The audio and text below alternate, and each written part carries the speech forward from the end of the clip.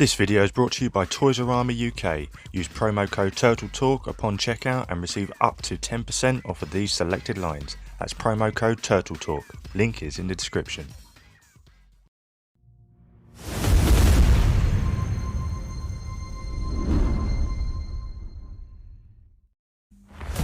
As collectors, we dream of our ideal display.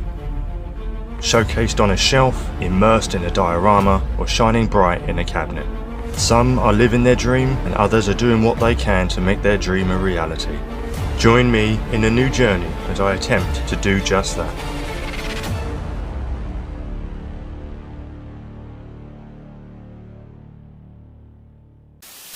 What is going on, guys? Project Pipe. Wait, no. Oh, it's been too long. What is going on? Where am I? Who are you? What is going on, Toy Fam? Project Piper Customs here, and yes, we are back. It's been too long, I know. Yes, apologies, have been away for some time, but I have been cooking in the lab. Now, we kicked off the year with the season premiere, so it was only fitting we finish out the year with another installment. And that is Project Detolf Volume 2. Now, if you're new to the channel and want to know what all of this is about, firstly, welcome. But if you hit this little link right there, I'm looking at my screen to make sure I've got my finger on it, and that will take you to part 1 in which we built this. But the intro to this video pretty much sums up what this series is about, and that is building diorama displays. Okay, so we've got one down, and now we have another. Now, if it isn't abundantly obvious that TMNT is pretty much my favorite franchise, doesn't mean that others aren't. Yes, there are many a franchise that are dear to my heart, Aliens being one, and of course Predator being another.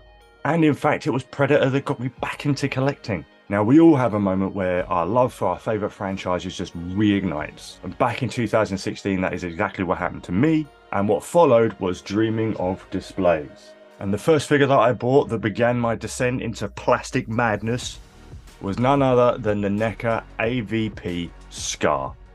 Now, regardless about how you may feel about the film, there is no question that Neca absolutely smoked this line. And especially with the AVP line, there is without question that these are some of the best Predator figures that are out there today. And of course, that was it. Down the rabbit hole I went. And as you can clearly see behind me, it didn't end with Predator. Now, after being massively disappointed with Prey, yes, I said it, if you want the smoke in the comments, bring it. It did get me to revisit AVP again, and the ideas for a potential diorama display just took over. Which brings us all the way round to here. So now that we have a plan, well, it's time to break open the sketch pad. Now, sticking with the showcase Detolf format, we're going to be focusing on the base and the back wall. Now, one predominant detail throughout the film and the set pieces of it was stairs. Stairs played a major role in this film. It's a detail I wanted to add, and a detail that I've seen in other AVP dioramas. And the good thing about having stairs in a Detolf display is that it can also act like display risers, which will help elevate those figures in the back of the display, utilising that space above. Now, for the back wall and the base, we're going to try and incorporate as much detail as possible, specifically some iconic details from the set pieces themselves. But also making sure that there's enough room to house all the figures going in, and thinking ahead of how I actually want to display these figures within the diorama. We're going to have some aliens in the front and predators in the back. And now it's time to look at the foam I will be using for the diorama. Now, for the base and the back wall, primarily going to be using stuff I have used before, and that is 5mm pink foam. And for the stairs, we've got this stuff, which is the same stuff as before, but it's 10mm thick. Okay, so yeah, I'm thinking of going for the thicker stuff for the stairs. Also, because if you can see, it's got that nice sort of grainy texture, and I think with a bit of paint on it, this is going to come out lovely, really giving us that stone vibe that we're looking for.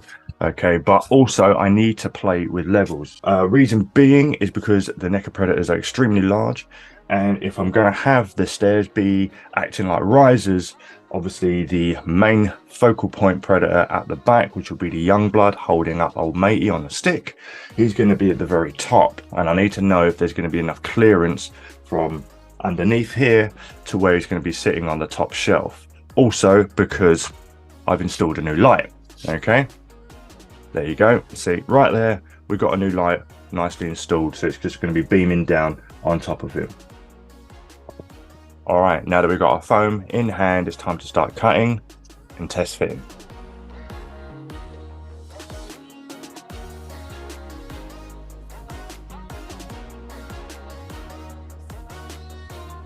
Alright, moving you into handheld mode so I can bring you in and show you what we're doing. Alright, so we've got the base down, and as you can see, we have the stairs made. Alright, so we're using the thin stuff for the base, thicker stuff for the stairs, and this is the format that I'm going to go with, is 3 tiers. But also, the reason why I was juggling around to get the good height is because of these Predator figures are massive. Alright, so you can see we have Celtic here, okay, and here he is on the top base, okay, and also just to show you that these do indeed have enough real estate on the surface and thickness in order to accommodate his feet size, so he can stand there with no issues. All right, does limit my dynamic posing a little bit, but you know, I can leave that to the upper body and just make sure he's got a good spread in the legs for stability on the bottom, because if one of these go over, that's it, this is getting dinged up badly. But yeah, so now that we've got the stairs all cut, the base is down, I'm happy with the proportions and the format. It's time to decide what on earth I'm going to do with the back wall. Now with this diorama, I wanted to try and incorporate as much of the set detail from the movie as possible. More of the times the camera lingered on a set piece just a little bit longer than usual, from all the different rooms, walls, floors and ceilings within the AVP temple. But I only had a limited amount of space on the back wall, so it was time to go back to the sketch pad. Alright, so here we have the design for the back wall. As you can see, it's just a rough sketch, but this is pretty much the layout that I've landed on and that I've come to. So let me break it down for you and let you know what we got going on here. The main part of the back wall will pretty much be the focal point of the entire diorama. So I needed something big in the middle, as I stated from the sketch at the beginning, and yeah, this took me down a rabbit hole of rewatching the movie a countless times, and combine that with a Google search, I landed on this, the relief of Alien and Predator going at it, Aztec style. Okay, and I thought this is it, this is the one image I need, so that is going to go straight there. Along here, as you can see, this is the entirety of the back of the diorama. These lines right here are the support rods for the Detolf itself. So what I'm thinking is we're going to have this arched structure of foam, okay, which is inspired by the Neca backdrop, which they've teased, okay, which I'll put an image of there. Okay, so we're going to have one layer of that with the cutaways, okay, as an archway with the relief sunk in. These shaded areas along here originally wanted to be the Neca AVP pillars, all right, but trying to find them for a decent price was nigh on impossible. But I still want that kind of pattern to be something that goes along here and here pillar wise, so we're going to work on that, don't you worry.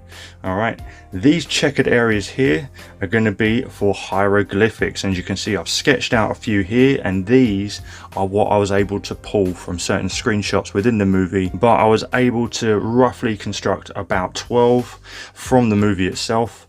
I may throw in some more if I can decipher them from the screenshots, or I might just make up some myself, but I got at least this many, and we're going to stack them here. Now what I think I did notice about screenshots from the film was the hieroglyphics did often repeat themselves, so we're going to see how many we fill up, and then we're going to repeat the process and hopefully mix them up a bit. And here, as again inspired by the Neca backdrop, we have these spears. As you can see in the reference photo, I wanted them, and I wanted the little stone lanterns as well. Okay, they're coming home with me. I don't know how, but I want them. For the meantime, I have placed them here in an X shape directly underneath the relief.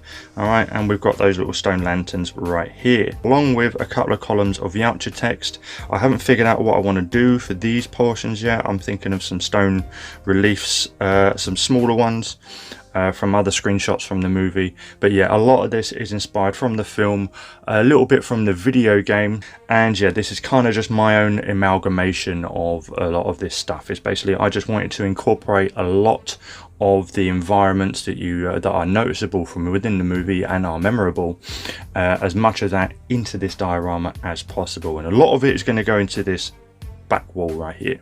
Okay, so now it just was all about how on earth am I going to do this? How am I going to pull this off with foam? So So I started messing around with a little bit of foam. As you can see, we've got a bit of scrap here. Now, when it came to researching the relief, I came across this gentleman's diorama. Unfortunately, the creator's name was not attached to any of these pictures that I found on Google, so I'm unable to give credit in this video. But if you yourself know who may have made this, please let me know in the comments. So yeah, after seeing this person do it with, by the looks of things, foam, I thought, oh my word, what am I going to do now? So that's where the scrap piece of foam came in, rummage around some tools, pulled out this sculpting tool, and I just started literally having to play, realizing how soft the foam is, and it will actually imprint wherever I drag it. And of course, these tools here are, you get different sizes, as you can see. So I started playing around with different imprints. Okay, flipping it over, as you can see, we've got a little sketch of one of the hieroglyphics, and yeah, realizing there I can actually carve this with these. Okay, as you can see, sinking in quite nicely all the way around. And this was working an absolute treat, just with a little test piece, having a little play whilst I was sitting there watching some TV. And I thought, let's crank this up a notch, shall we? And yeah, kind of got a bit carried away. So yeah, as you can see, I ended up pulling it off. This was actually just meant to be a test piece, hence why it's cut out. There's a bit of scrap I had lying around. All I wanted to do was, after having a tinker with a little bit of other scrap foam, I just wanted to give the drawing itself a go, roughly, and then just seeing how it will look a bit more on a larger scale. And one thing led to another. I ended up doing the entire thing. So yeah, I'm going to keep this part now. As you can see here, I've gone ahead and done all of the hieroglyphics on both sides. So yeah, so let me bring in the other piece. Okay, so yeah, this is the piece that was cut from. As you can see, fits just in like that, and it's a piece I wasn't using. I just, you know, was testing some measurements out, seeing what was working, see what wasn't, and this was scrap. Now I'm going to have to reuse it, because there's no way I'm going to go back in again and do all of that one more time. So I'm keeping this. All right, so I've got some foam safe glue. I'm going to glue this back together. All right, and this is what we'll be using. All right, but getting rid of that now, let's bring you in and show you what we've got going on here. So yeah, the imprinting worked a treat. Okay, so using the tools, I was able to sink this section around, sink it all down, leaving the embossed imprint of Predator and Alien Aztec form from the movie still. Okay, and they're fighting each other, and then going in with the smaller part and just digging in all those little details. Here we have the hieroglyphics. Okay, so yes, I did end up having to use a couple more. That one there is actually one I made up myself. This right here is where I'll try to repeat that and end up messing it up entirely. So I decided it's battle damage now. But yeah, these came out really, really well. And I love just how they look when you tilt it and you get that embossed and texture, and you can see it all just raised. Okay, all right, so this is going to look killer with some paint on it. Here I've marked where I'm going to have those spears. So now I need to get this re-glued into the frame, and then we can plod on with the rest of the foam.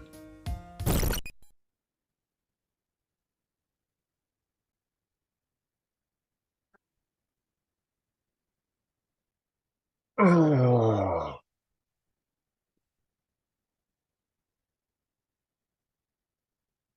I've made a decision. I'm going to add a ceiling piece. Yeah. Now, here's my struggle. I'm fully aware that the amount of detail that I'm going to be packing into this diorama, majority of it's going to get covered up once all the figures are inside. I'm all right with that. I feel that if I'm going to go big, I need to go big. Remember, this series is all about me beginning this journey of diorama making. I'm here to learn. I'm here to test myself. I'm here to see what I can do. So I want to explore all of it. So I'm all right, and I've made peace with the fact that I know those details are going to be there, regardless of whether they're not immediately visible, you know, and if they're behind a figure or something like that, and I have to peek to get a glimpse of it. But I now have a choice with the ceiling piece. Mainly, I want it so I can contain all the light within this cube and not have any interfering light coming from the other sections. Here's the thing. I could either just have a plain ceiling like I've done with this one, or I can make it the most detailed piece of the entire diorama. Here is where I'm having a little bit of a flip-flop, because not only are you not going to see it, because it's obviously the lowest cube of this Detolf, in order to see it, I physically have to do this. You know, there's an old saying, if you only do what you feel like doing, you're not really doing anything. Damn you, wise old quotey bastardy men. Fuck it, let's go. Oh, this is going to test me.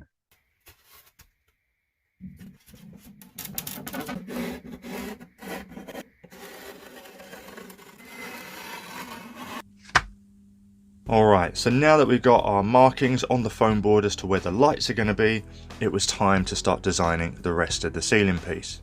And in front of you, you can see my sketchy book handiwork once again, smaller version this time, but here is my idea for the ceiling piece, and this is what's going to be an absolute mind bend. So let me start from this side and work your way this side and explain what it is I've got going on. Okay, so right here, as you can see, this is the front of the ceiling piece with the strip light. If I turn it around, all right, and I'm marking them off individually, so we can have some sort of ceiling grate for the light to come through. All right, at the back here is the area where the new spot ceiling light is going to be. All right, the one that I installed earlier, that's going to be there. Okay, we've got this grid pattern which is going to be filled with hieroglyphics. All right, loads more here. Okay, and we've got Yalcha text running down the sides and through the middle. Okay, so that's the basic idea for the ceiling piece. Now, what's inspired this is actually a scene straight from the movie.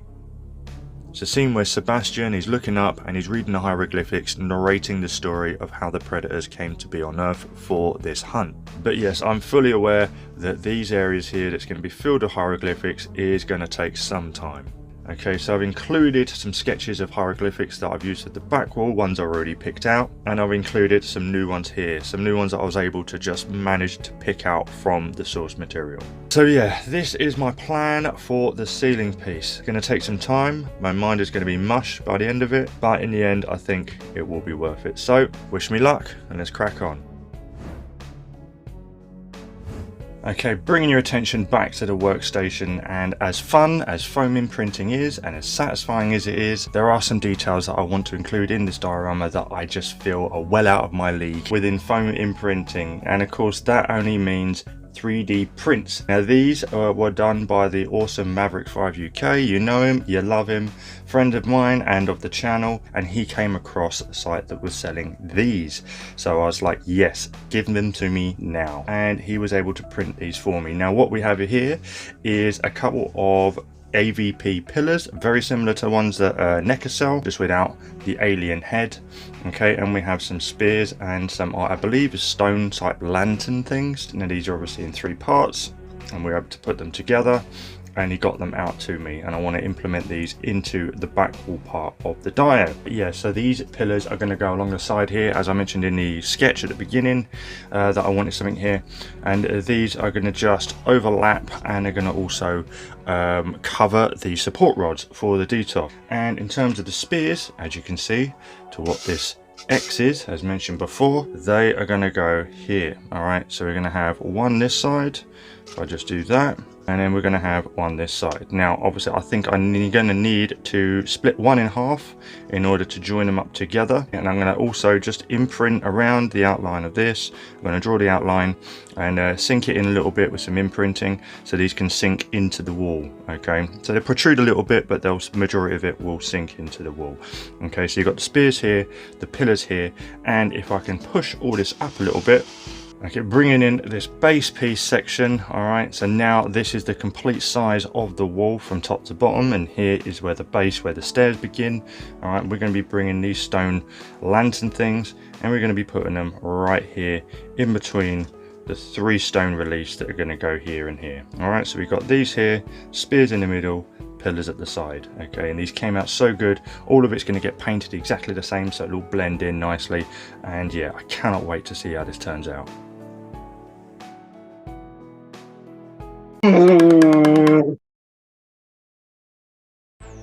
Moving on to the base, and there was only one detail from the movie that I wanted, and that was the chestburster floor grate from the sacrificial chamber. Now when McFarlane was running the AVP line, one of their figures actually came with this particular piece as a display base. but looking into it now, unfortunately, it was far too big and predominant. So there was only one thing to do.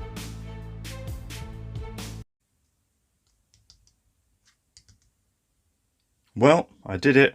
So yes, I was able to pull it off with the miracle art form of foam imprinting, and I am unbelievably happy with how this thing turned out. It is exactly how I wanted it. So drawing a couple of circles around here, having it cut, this is where the stairs are going to be, so this is exactly where they're starting from. Okay, so having a circular pattern here and having the chest burster grate in the middle, I was able to draw it out, ink it, and then go to town with imprinting. And yeah, got to experiment with some blending. As you can see, there's a raised area here, but then it smoothens out and blends straight into this piece again here along the crest, and it goes to a raised tail around and then sinks in when it gets to the back. And then of course we've got the Aztec symboling around the edge, and pretty much just a plain stone pavement sort of, you know, base here with some stone slabs, bit of symmetry for the center, and that's really it. That's all it's going to incorporate, because the main focus will be right there. And yeah, I cannot wait to get some paint on this and to see it all pop.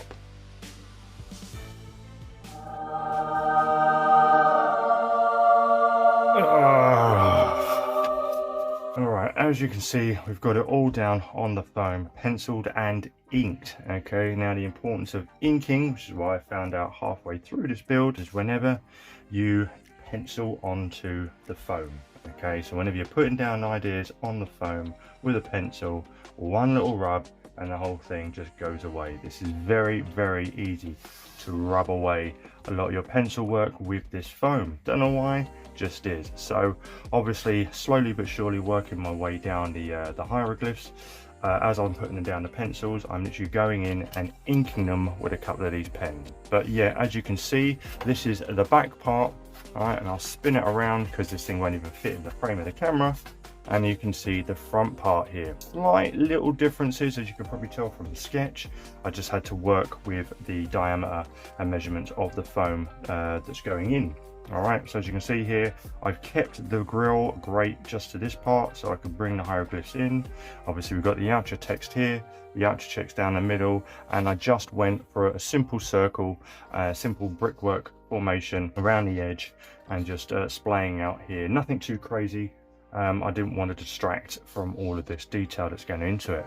All right, and this tested my patience. I honestly was losing my mind. It put it to the test for sure, but I got it done and I'm really happy with how it turned out.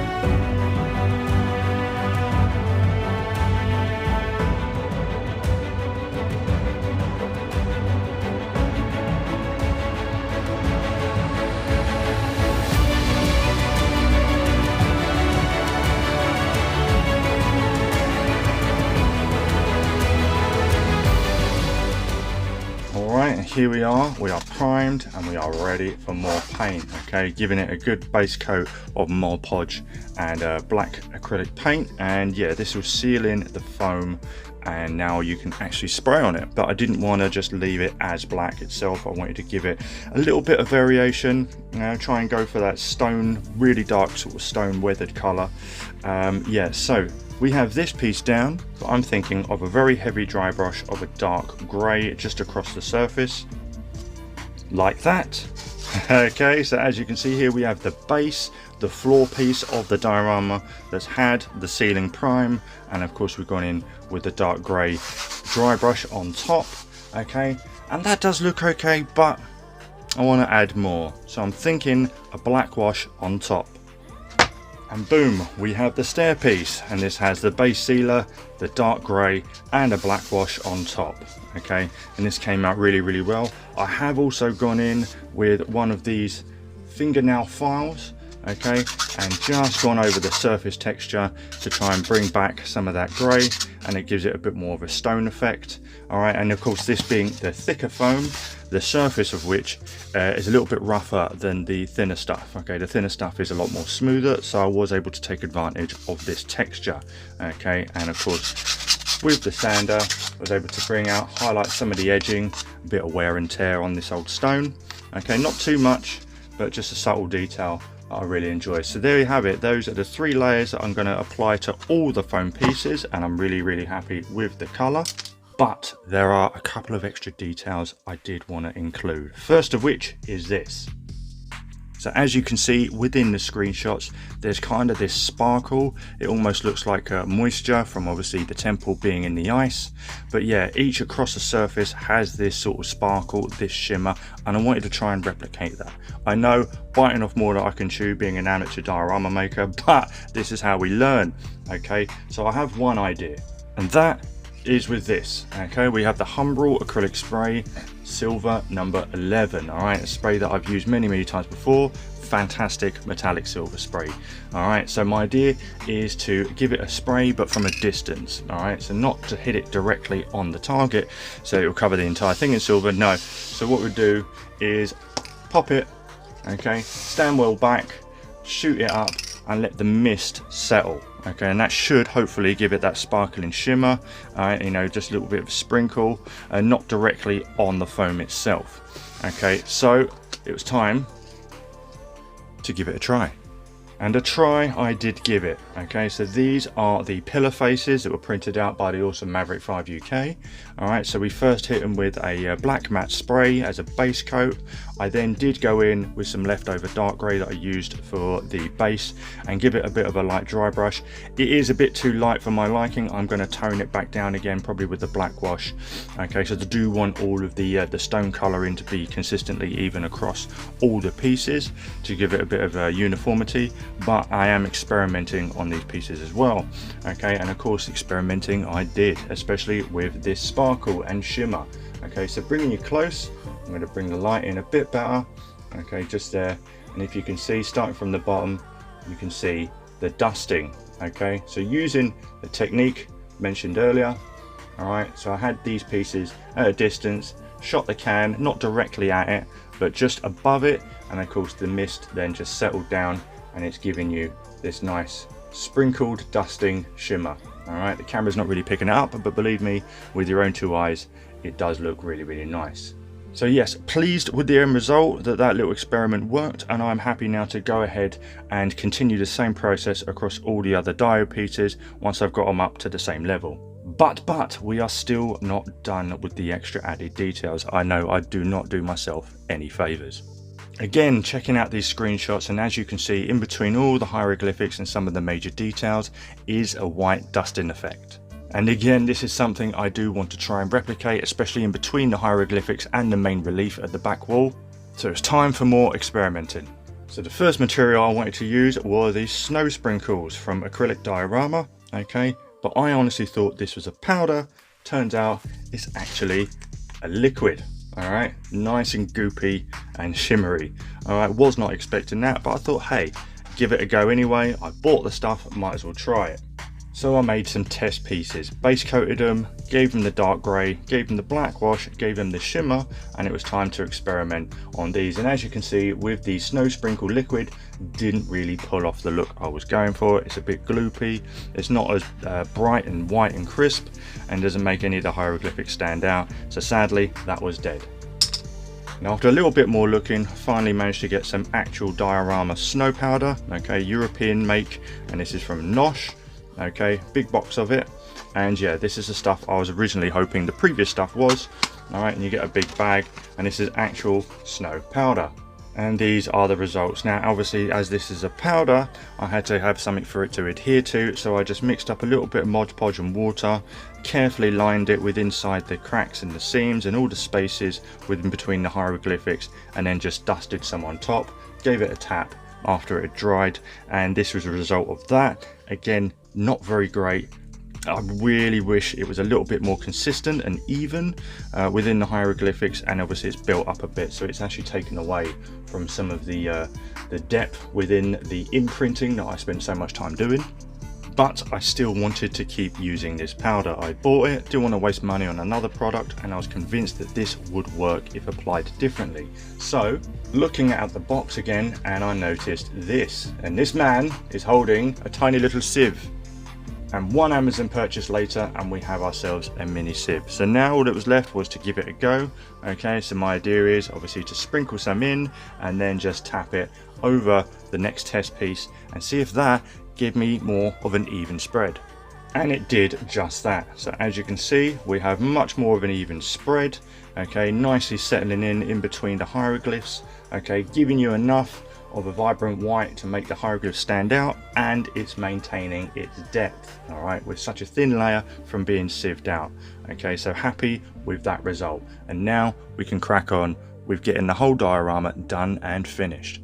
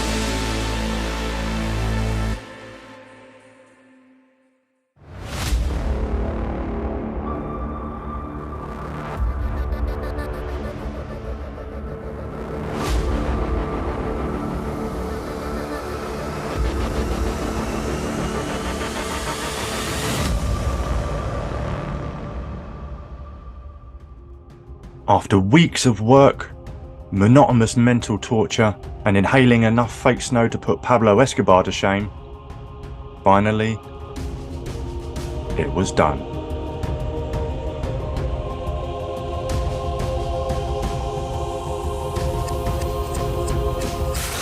bringing you in to get a look at a couple of extra added details, like these spider webs, a suggestion from Maverick 5 UK, using fake Halloween webs pulled apart really thin and tacked on the edges with matte Mod Podge. And down here we have a couple of the Neca Predator human skulls to really set this dio off. And if you didn't spot the Easter egg of my logo in Aztec form. Now let's get some figures in here.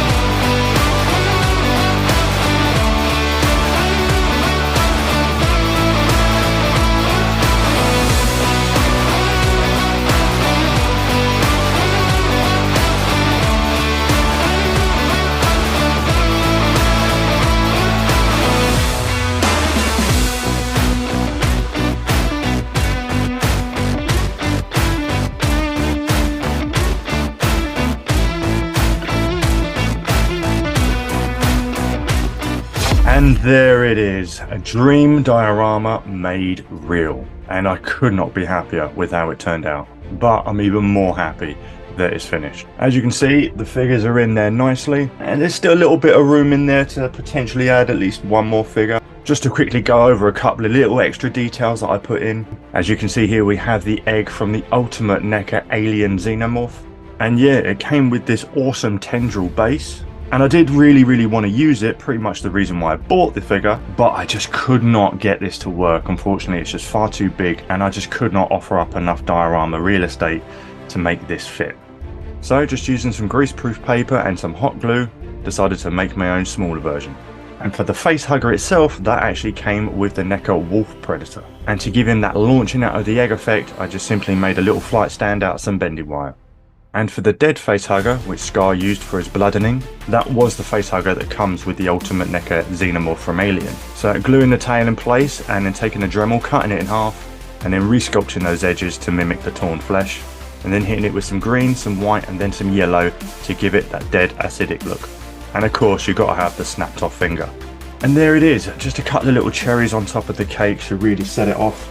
But what do you guys think? Is there anything you would have done differently? Will you be giving this a go yourself? Let me know in the comments below. Saucy close-up pictures will be on my Instagram and Facebook at Project Piper Custom. Links for those will be in the description. And there'll be links to some of the materials and the tools that I used to craft this bad boy out. And that is it. 2 dios down. Plenty more to go, but that is officially a wrap for 2022. Thank you so much again for the support and love over the year. Definitely be sure to subscribe, and I hope you all have a fantastic Christmas and a happy new year. And we'll see you in 2023. That is it. Take care.